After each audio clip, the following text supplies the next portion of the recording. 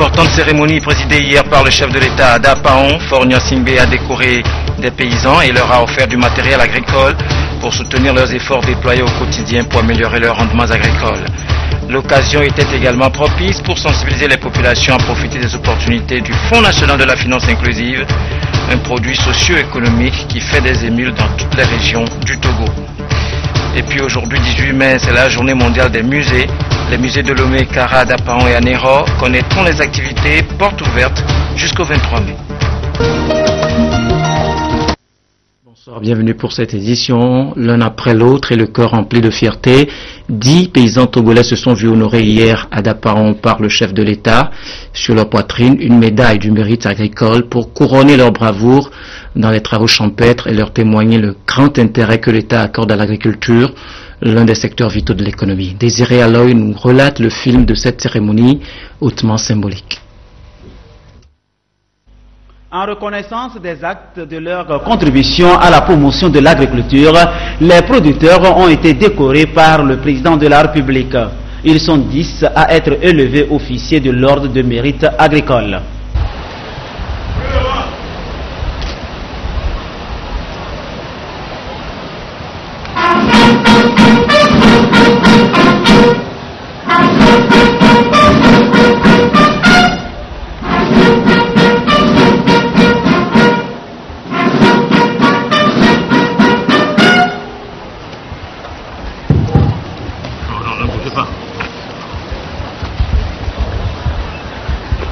Monsieur Takwana Rajoué, en vertu des pouvoirs qui nous sont conférés, nous vous faisons officier de l'ordre du mérite agricole.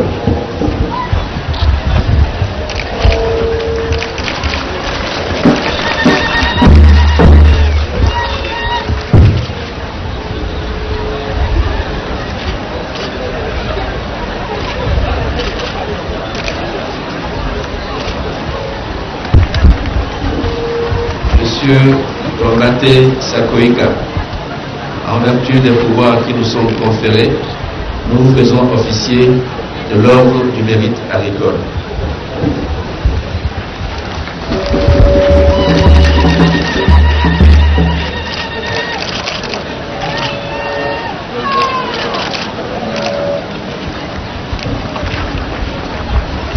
Monsieur Adam Komina, en vertu des pouvoirs qui nous sont conférés, nous vous faisons officier de l'ordre du mérite agricole.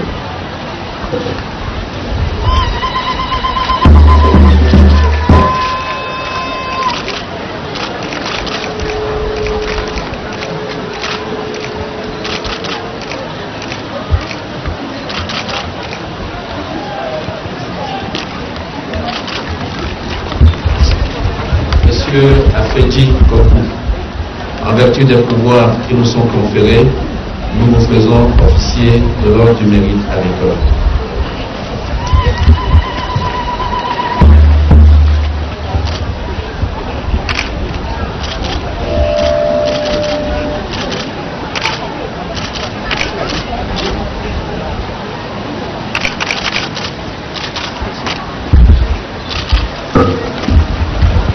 Monsieur Abdallah Deoui, en vertu des pouvoirs qui nous sont conférés, nous vous faisons officier de l'ordre du mérite agricole.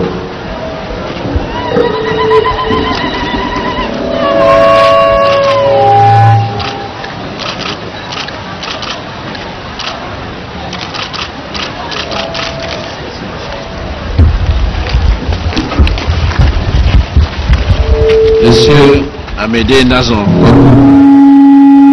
en vertu des pouvoirs qui nous sont conférés, nous vous faisons officier de l'ordre du mérite agricole.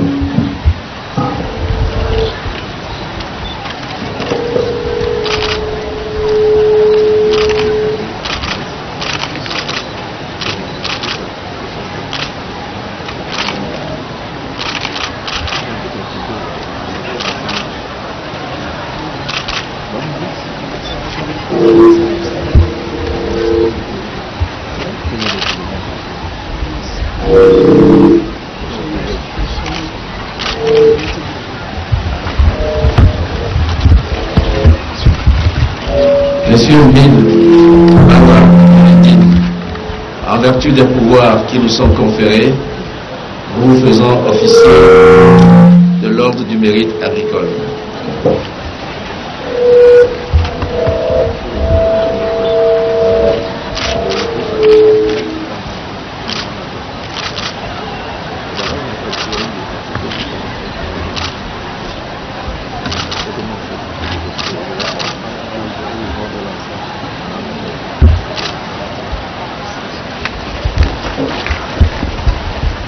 Monsieur Djamdja Abdou, en vertu des pouvoirs qui nous sont conférés, nous vous faisons officier de l'ordre du mérite agricole.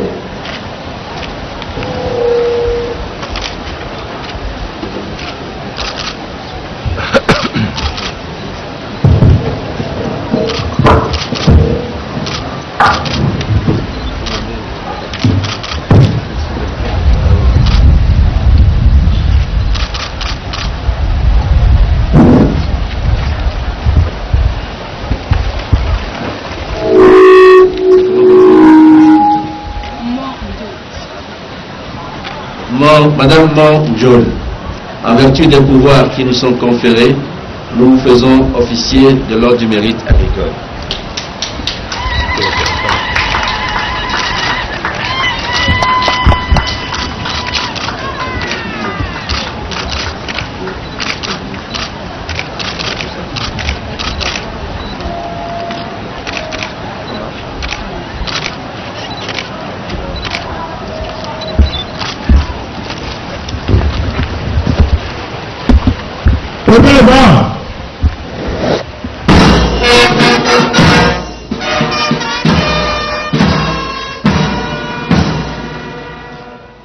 Fière de cette distinction, Madame Mondiol du groupement Afmonti à Bassar témoigne sa reconnaissance au chef de l'État. Moi, je suis très heureuse d'avoir été décorée aujourd'hui avec monsieur le président de la République, monsieur Faure. Je tiens à le remercier. Pour le compte de soi avec lui. Aux autres producteurs, je dois les encourager de faire mieux comme nous, pour qu'un jour soit aussi décoré. Comme je travaillais, maintenant ça fait le même truc pour pouvoir gagner. Comme il m'a encore décoré, il faut que je montre l'exemple de ma décoration. 20 autres acteurs agricoles ont été également décorés chevaliers de l'ordre de mérite agricole au nom du président de la République par les ministres Urokura Agadazi et Bissoun Nabagou, respectivement en charge de l'agriculture, de l'élevage, de la pêche et de l'équipement rural. Ces braves agriculteurs sont parmi tant d'autres producteurs qui œuvrent pour la croissance agricole au Togo. Et en plus des distinctions, les paysans ont été encouragés à faire plus. Du matériel agricole leur a été remis pour les accompagner dans leur peine quotidienne sous le vent, la pluie et le soleil. L'occasion était surtout propice pour inciter la foule qui était présente à souscrire à l'APSEF, l'accès des pauvres aux services financiers, pour amenuiser les questions de pauvreté qui se posent avec acuité dans ces communautés rurales. Les plus hautes autorités du Togo multiplient des efforts pour faire sortir les populations de l'état de pauvreté. Le Fonds national de la finance inclusive vient répondre à ce souci du chef de l'État, Faure Essozumna Nyazingbe, à travers le ministère en charge du développement à la base. Le premier produit de ce fonds est l'APSEF, accès des pauvres aux services financiers. Un produit qui vient contribuer à l'insertion des femmes et des hommes pauvres sur le marché de la finance inclusive. En présence du président de la République, les premiers bénéficiaires du produit APSEF sont sensibilisés à Dapaon sur la finalité, les moyens et les zones d'intervention. Il s'agit de mettre à la disposition de toute cette population vulnérable de microcrédits devant leur permettre d'entreprendre des activités génératrices de revenus ou alors renforcer pour celles qui l'ont déjà entreprises. Il s'agit de mettre à leur disposition de microcrédits d'un montant maximum de 30 000 francs. Et il y a lieu de préciser à ce niveau que tout le monde n'est pas obligé de demander le montant de 30 000 francs. Le montant demandé doit être en adéquation avec les activités génératrices de revenus exercées par chaque membre qui est bénéficiaire potentiel. Qui sont les bénéficiaires potentiels de ce produit ABSEF? Il s'agit des populations vulnérables mais économiquement actives. Elles doivent se constituer dans des groupes solidaires de 4, 5, voire 6 personnes.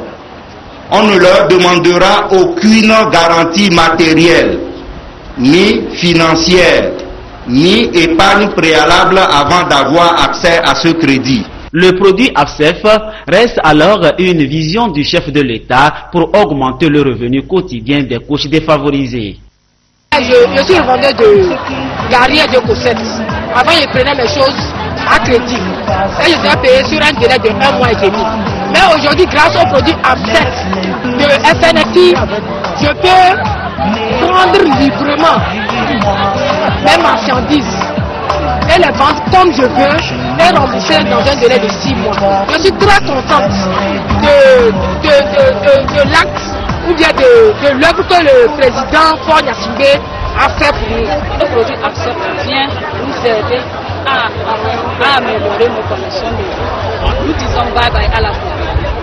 Les acteurs du secteur informel, potentiels bénéficiaires de ce fonds, reconnaissent désormais qu'il est important, voire urgent, d'être organisés pour bénéficier d'un appui et d'un encadrement de l'État afin de faire dos à la précarité. Une mission de la délégation à l'organisation du secteur informel d'OSI, qui a eu d'ailleurs à sensibiliser l'assistance sur son fonctionnement. Avant cette étape de Dapaon, la ministre du Développement à la base était dans la COSA pour constater l'effectivité du lancement du fonds. À Kara, l'engouement autour du projet est à son paroxysme. Victoire Dogbé était ravi de trouver des bénéficiaires heureux et comblés.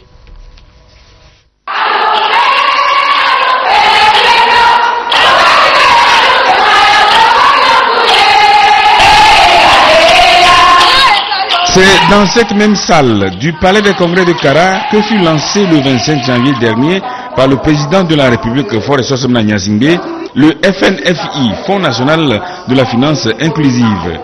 Cet établissement public, placé sous la tutelle du ministère du Développement à la base, de l'artisanat, de la jeunesse et de l'emploi des jeunes, a, après 3 mois, donné naissance à l'ABSEF, accès des pauvres aux services financiers. Ce premier produit du FNFI a été présenté à cette assistance. Il s'agit d'un microcrédit d'un montant maximum de 30 000 francs. Nous parlons d'un montant maximum, mais il n'est pas obligé que tout le monde demande 30 000 francs. Tout le monde peut avoir accès à ce crédit.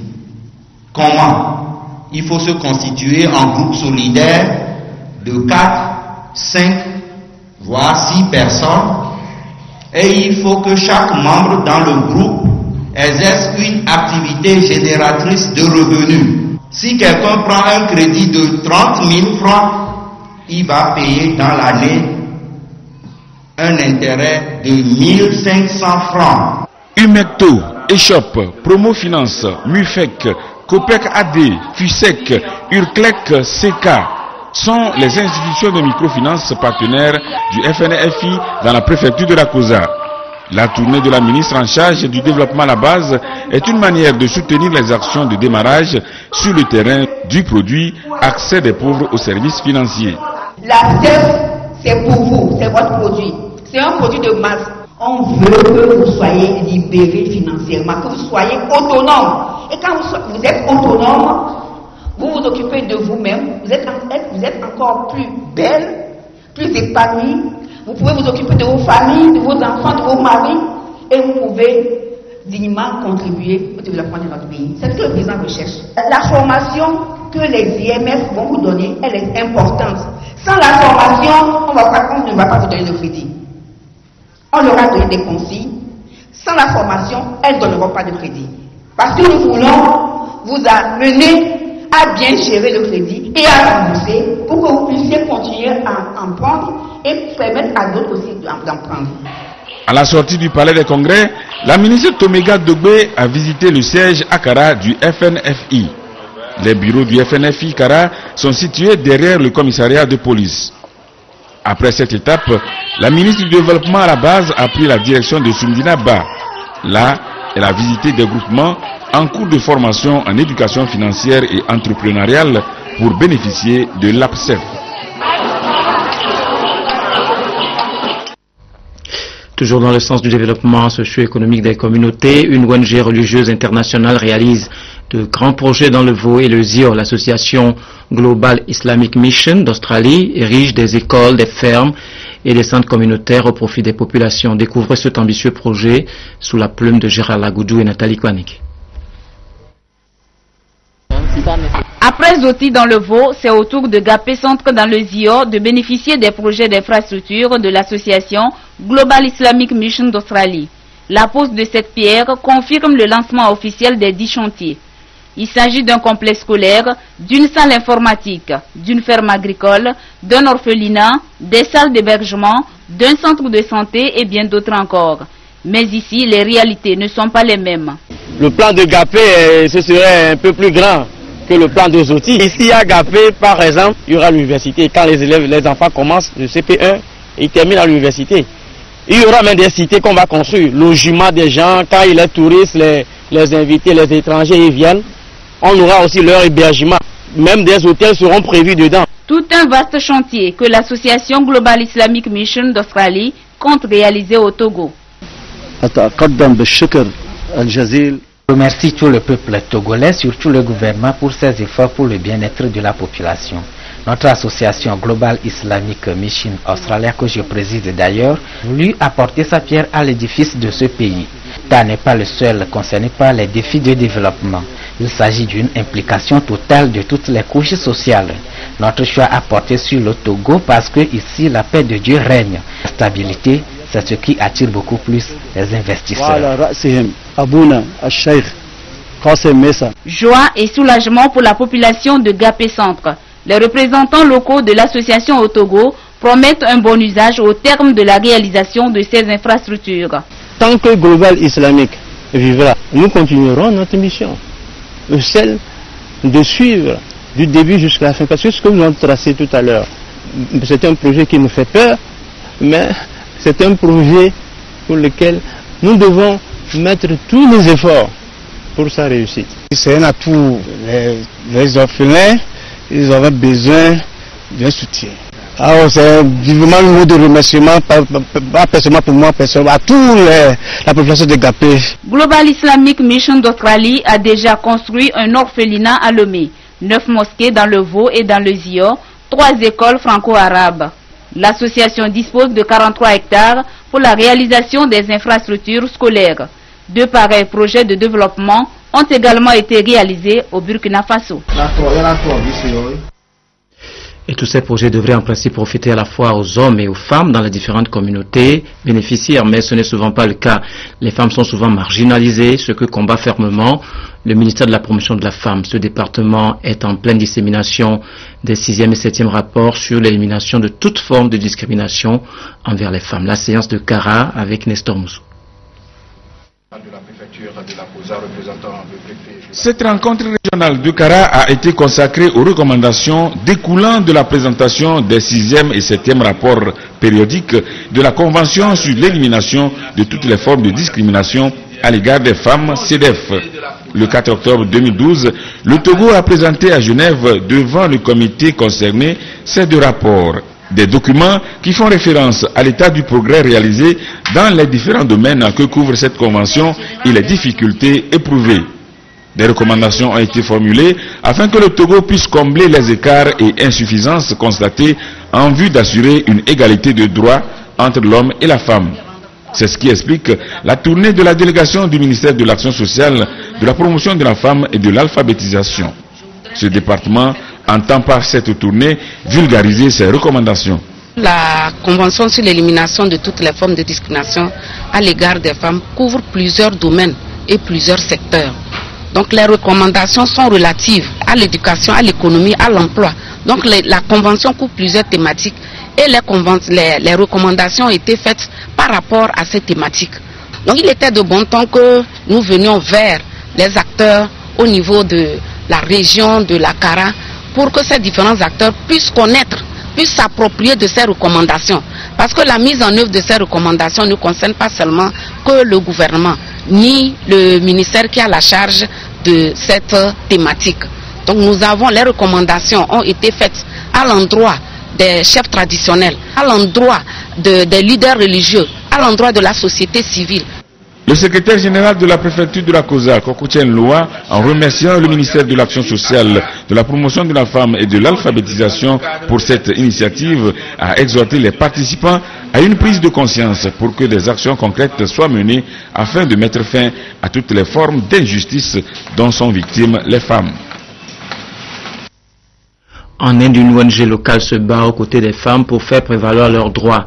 Grâce à la brigade Courage, les bourreaux des femmes sont poursuivis auprès des tribunaux et les maris indélicats sont rappelés à l'ordre. État du Madhya Pradesh, l'Inde rurale où chacun ici survit sans électricité, sans médecin et avec moins de $2 par jour.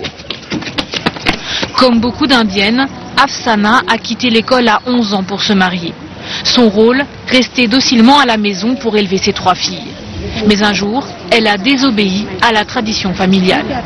Je ne pouvais plus supporter que mes enfants crient famine, donc j'ai trouvé un travail. Mais mon mari m'a battue parce que ça faisait du tort à sa réputation.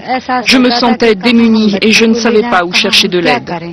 Cette aide, Afsana l'a trouvée auprès de la Brigade Courage, un groupe de femmes locales reconnaissables à leur sari bleu. Une initiative des autorités provinciales soutenue par l'ONU et son Fonds international pour l'agriculture. La brigade a été créée parce qu'ici les filles étaient violées. Elles avaient si peur qu'elles ne quittaient plus leur maison. Notre groupe a fait un gros travail, pas seulement avec ces femmes, mais avec toute leur famille.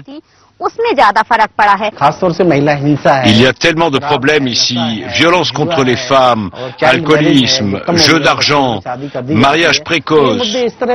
Souvent la solution n'est pas de renforcer la loi, mais de s'appuyer sur la pression communautaire. Une pression salutaire pour briser le silence et faire reculer la peur.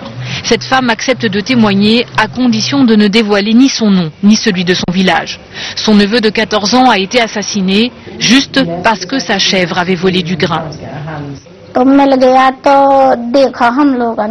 Finalement, on a retrouvé son corps dans un grenier à grains. Les doigts de ses 2 mains étaient coupés. Oui, ses 2 mains mutilées, ses orteils aussi, et son cou était tranché. C'était atroce. La police ne voulait pas s'en mêler, alors les femmes en sari bleu ont appelé des dizaines d'Indiennes à bloquer les routes. Aujourd'hui, le meurtrier présumé est devant la justice. Mais la brigade Courage sait aussi favoriser l'autonomie des femmes grâce au microcrédit. Nous retrouvons Afsana. Grâce à un prêt, elle a monté sa boulangerie et emploie même 5 femmes. Gagner sa vie, faire des choix, une liberté inespérée en Inde où les femmes subissent au quotidien la violence et la discrimination. De cette association indienne seront difficilement réalisables au nord du Nigeria à cause des affres de la secte islamiste Boko Haram. Elle détient actuellement 235 lycéennes en captivité, ce qui a provoqué une vague d'émotion au plan mondial. À Paris, François Hollande a convoqué d'urgence un sommet sur la question sécuritaire au Nigeria et dans les régions environnantes. Ici, il faut déclarer la guerre au Boko Haram. On va la poursuivre et on vaincra cette chose terroriste. Les chefs d'État camerounais et nigérians assis côte à côte, c'est l'une des réussites du mini-sommet africain de Paris, consacré à la lutte contre Boko Haram.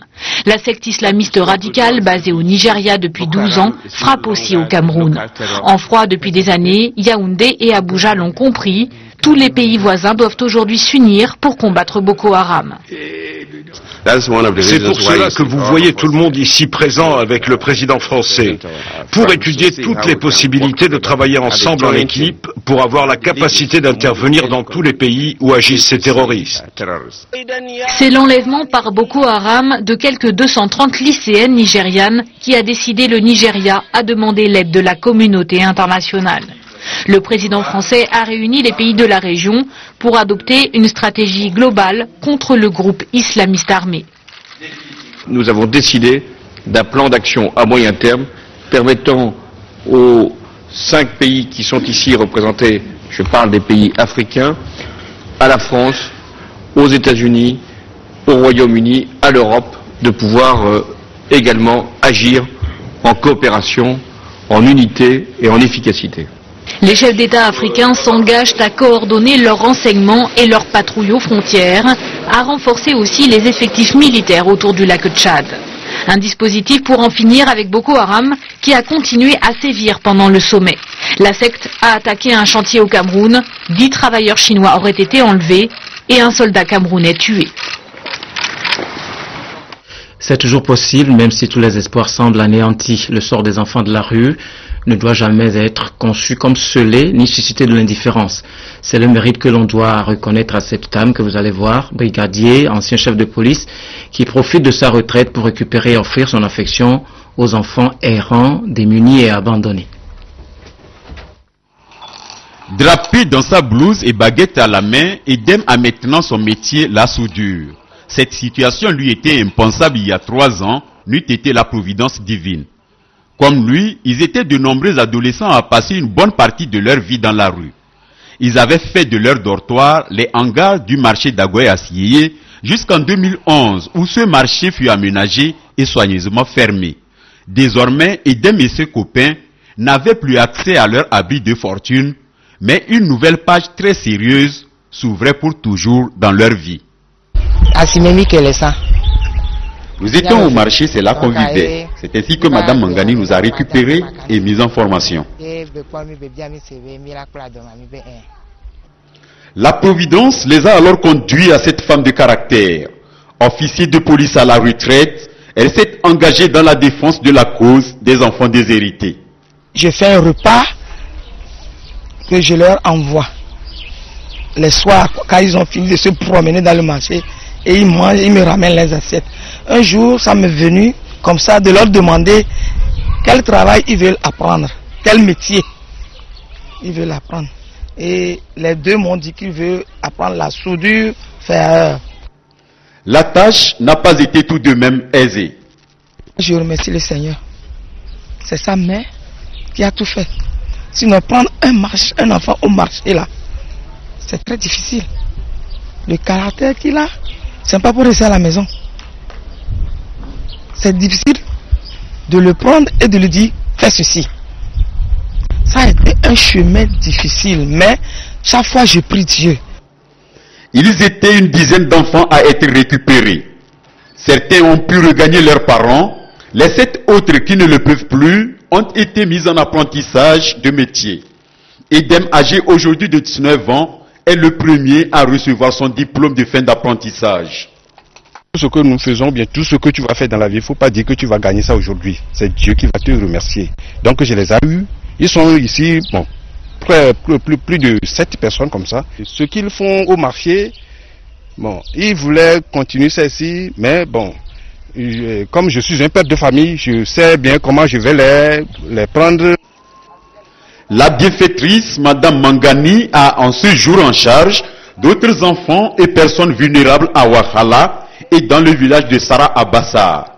Certainement que de bonnes volontés peuvent aussi apporter leur soutien dans cette bataille commune contre ce phénomène récurrent d'enfants de la rue. Un reportage de Adolphe Parcar. La fructueuse coopérative d'épargne et de crédit a bouclé hier le bilan de ses activités pour le compte de l'année 2013. À ce bilan satisfaisant s'ajoutent de bonnes perspectives pour l'avenir au profit des clients. Sylvain Abdou. Réunis en assemblée générale de la coopérative d'épargne et de crédit La Fructueuse, responsables membres de cette structure d'épargne et de crédit font le bilan des activités de l'exercice 2013. Activités qui s'articulent autour des échanges sur la vie de l'institution pour jeter de nouvelles bases afin d'améliorer ses prestations. C'est également une politique pour éclairer les adhérents sur la gestion de ce patrimoine financier afin de mieux répondre à leurs besoins en matière de crédit. Les différentes activités que nous avons menées ne doivent pas échapper, leurs résultats ne doivent pas échapper aux membres. Donc comme si nous sommes là, on étale ces différents résultats et ils analysent, ils apprécient et on pose des questions là-dessus pour plus d'éclaircissement. C'est d'ailleurs pourquoi nous disons que ça doit avoir un impact sur les membres et ça leur permettra d'être nos agents commerciaux parce qu'ils disposent désormais un nombre d'informations pour ceux qui n'ont pas encore adhéré à la COPEC La Fructueuse. Aujourd'hui, la COPEC La Fructueuse veut encore être plus proche de sa clientèle. Raison pour laquelle en 2013, elle a octroyé des microcrédits à ses membres, dénommés crédits sociaux, pour les accompagner à démarrer leurs activités génératrices de revenus. Il y a plusieurs produits que nous mettons à la portée de nos membres.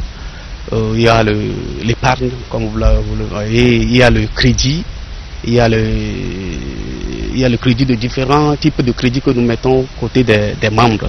Et le crédit phare qui marche bien dans notre COPEC La Fructueuse, c'est le crédit social. À cette 7e Assemblée Générale, la COPEC La Fructueuse veut aller plus loin dans ses prestations tout en renforçant et en améliorant les produits et services financiers tels que l'épargne, le crédit et le transfert de fonds. Elle entend décentraliser l'offre des produits et services à travers le développement d'un réseau et aussi centraliser les opérations et le système d'information. Les musées du Togo, objet d'une affluence particulière à compter de ce jour, journée internationale des musées.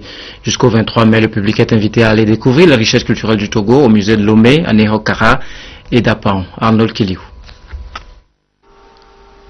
Ils sont implantés dans les différentes régions du Togo. Les musées, ces lieux de conservation du patrimoine du Togo qui constituent une richesse est très peu connue des populations. Et pourtant, leur valorisation contribuerait au développement économique du Togo. Ces activités portes ouvertes organisées à l'occasion de la Journée internationale des musées permettront aux visiteurs de découvrir plus de 400 collections exposées. Les visiteurs auront à mieux comprendre l'histoire, les repères identitaires, les inventions, l'archéologie, bref, le patrimoine ancestral et culturel du Togo.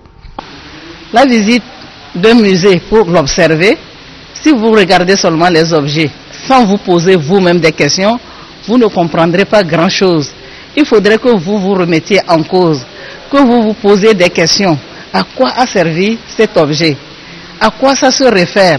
Pourquoi cet objet est là et pas là?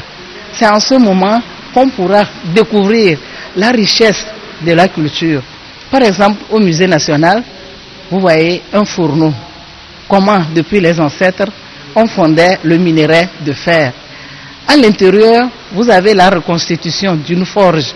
Vous voyez les objets utilisés dans la forge, les personnes impliquées dans la forge et les objets issus du travail de fer. Les musées de Lomé, Aného, Sokodé, Kara et Dapaon seront ouverts au public.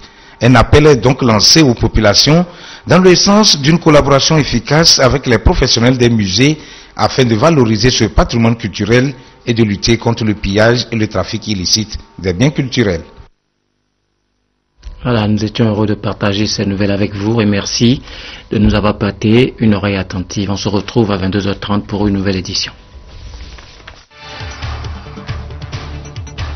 Importante cérémonie présidée hier par le chef de l'État d'Apaon, Faure Gnassingbé a décoré des paysans et leur a offert du matériel agricole pour soutenir leurs efforts déployés au quotidien pour améliorer leurs rendements agricoles.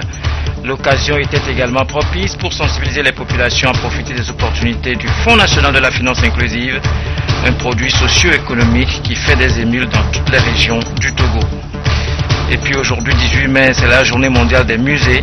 Les musées de Lomé, Kara, d'Apaon et Aného connaîtront les activités portes ouvertes jusqu'au 23 mai.